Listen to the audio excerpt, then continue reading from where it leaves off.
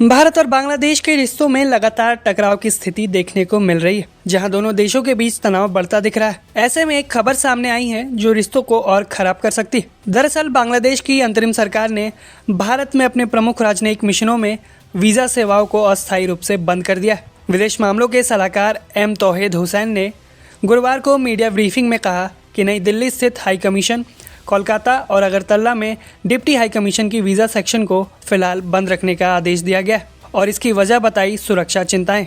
हुसैन ने साफ कहा, मैंने हमारे 3 मिशनों को वीज़ा सेक्शन बंद रखने को कहा है। ये सुरक्षा का मामला है। हालांकि बिजनेस और रोजगार वीज़ा पर यह रोक नहीं लगाई गई है। मुंबई और चेन्नई में बांग्लादेश के मिशन में वीज़ा सेवाएं जारी रहेंगी, लेकिन टूरिस्ट और अन्य गैर जरूरी वीज़ा पूरी तरह बंद है। इमरजेंसी मामलों में छूट मिल सकती है। बांग्लादेश में अल्पसंख्यकों, खासकर हिंदू समुदाय पर हमलों की घटनाओं ने भारत में चिंता बढ़ा दी थी।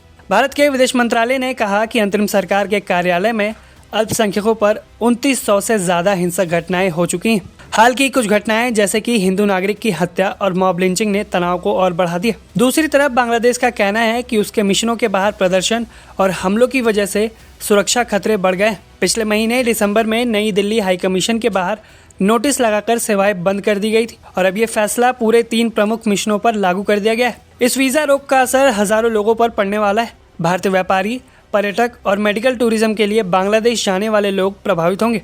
वहीं भारत में रह रहे बांग्लादेशी नागरिकों को भी अपने मिशन से मदद लेने में दिक्कत आएगी। दोनों तरफ यात्रा और व्यापार पर ब्रेक लग सकता है।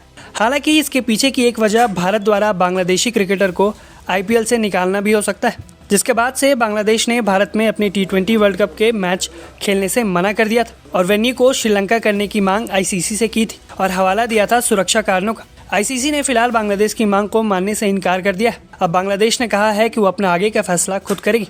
आने वाले दिनों में दोनों देशों के बीच तनाव और बढ़ सकता है, क्योंकि बांग्लादेश में 12 फरवरी 2026 को आम चुनाव होने। अंतरिम सरकार का रुख भारत विरोधी रहा है और चुनावी माहौल में ये मुद्दा और गर्म हो सकता है। भारत लगातार अल्पसंख्यकों की सुरक्षा और समावेशी चुनाव की मांग करता आ रहा है। खैर, अब ये देखना है कि भारत सरकार इस मामले पर क्या रुख रखती है। इस खबर पर आप अपनी राय हमें कमेंट करके जरूर बताएं। ब्यूरो रिपोर्ट, भारत तक।